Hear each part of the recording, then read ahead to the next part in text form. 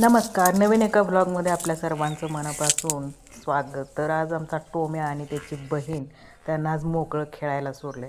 तर त्यांचा आनंद कसा गगनात मावेना झालाय बघा, कशी पळायला लागलेत.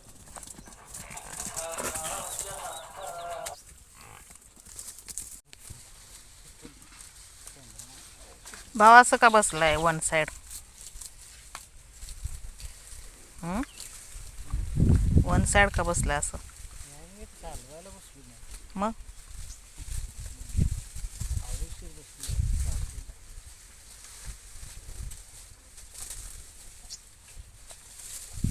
वरती आंबा लागलाय छोटा.